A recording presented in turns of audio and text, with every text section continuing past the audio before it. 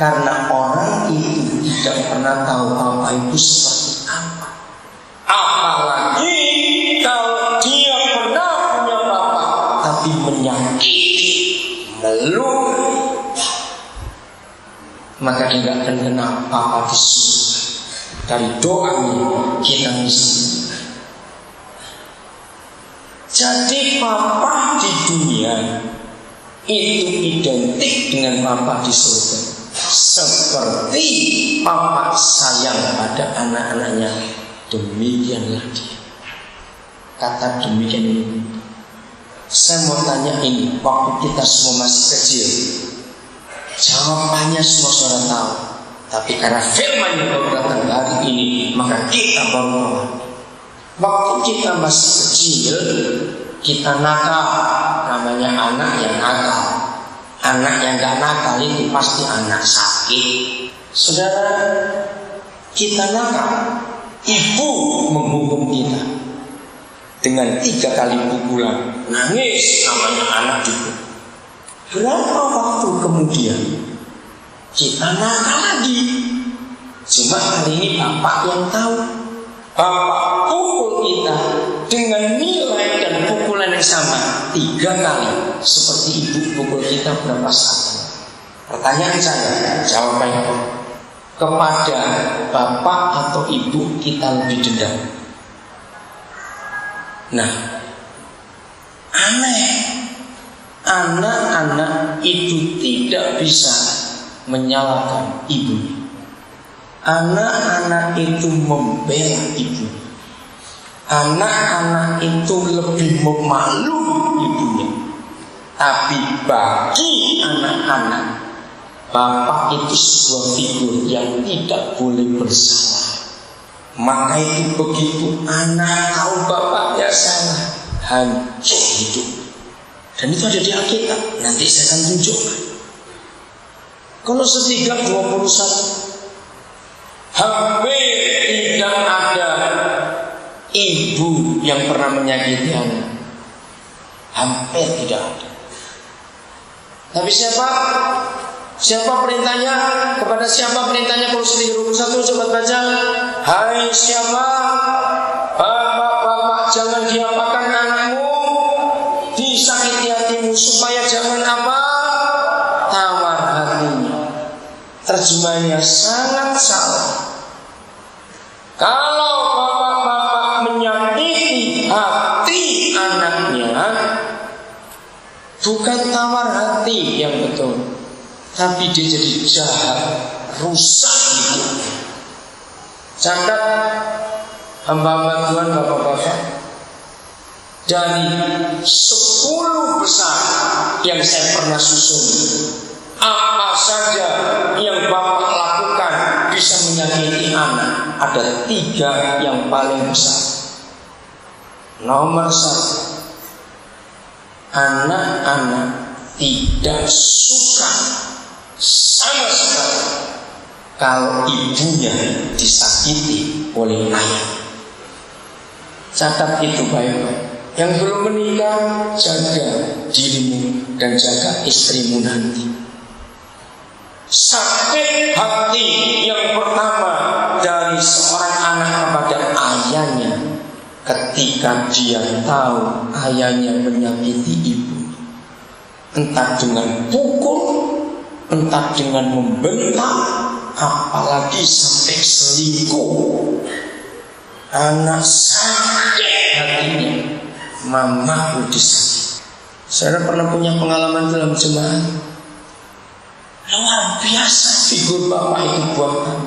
Nomor 2, ketika bapak tidak menepati janji pada anak itu luka hati. Sudah tulis. Yang ketiga, ketika bapak pilih kasih, membedakan anak satu dengan anak yang lain. Dan baru ada yang lain-lain, tapi 3 ini nomor 1.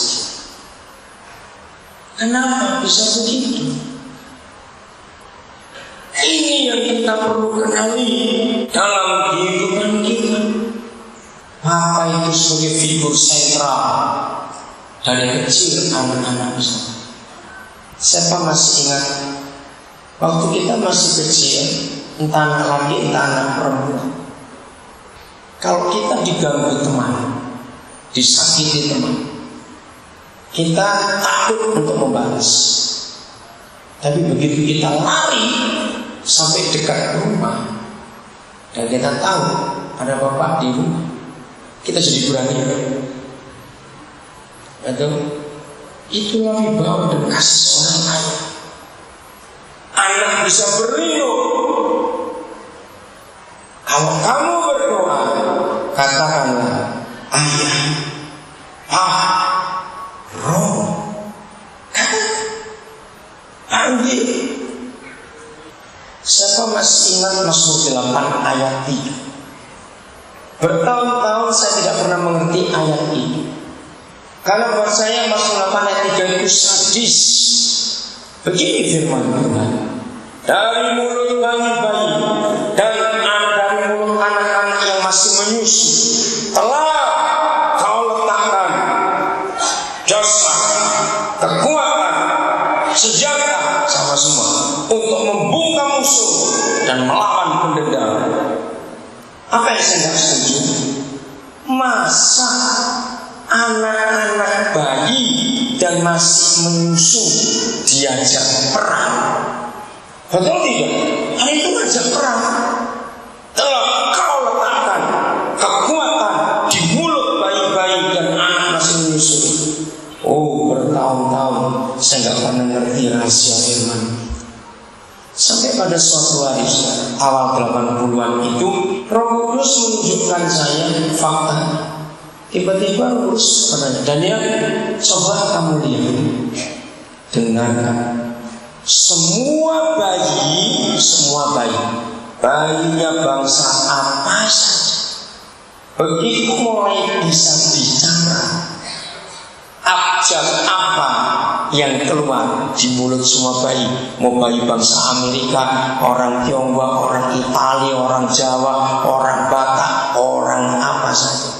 Begitu bayi bisa ngomong, abjad apa yang keluar?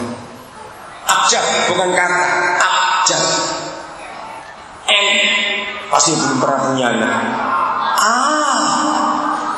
Lihat kalau bayi-bayi ngoceh, nggak ada B, S, D, P, itu nggak ada. Abjad. Mengapa abjad mereka hanya A? Sampai suatu hari salah satu anak kami itu bergabung dengan SIL, namanya Summer Institute of Linguistics. Sekarang sudah jadi Yayasan Kartidaya. Itulah lembaga penterjemah Alkitab ke dalam bahasa-bahasa suci. Saudara, lembaga linguistik ini adalah satu-satunya lembaga linguistik di dunia. Pusatnya di Houston, Texas, Amerika. Kalau tidak ada Alkitab, maka tidak ada lembaga linguistik. Hanya karena ada Alkitab harus diterjemahkan dalam semua bahasa. Saudara, sampai hari ini Alkitab itu adalah satu-satunya buku yang paling banyak diterjemahkan dan tidak ada saingan. Sampai tahun 2008 kira-kira sudah 3.700 bahasa yang diterjemahkan Alkitab. Buku yang kedua itu nggak sampai 500 bahasa, jadi jauh-jauh.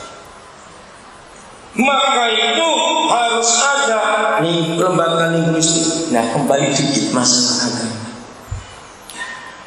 Semua agama di dunia harus mempelajari bahasa pendiri agama itu. Ya atau tidak? Coba. Maka itu masing-masing kitab suci itu akan tahu asalnya dari mana pendirinya, dari bahasa yang dipakai.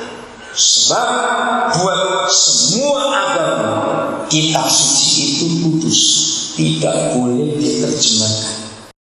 Karena orang itu tidak pernah tahu apa itu seperti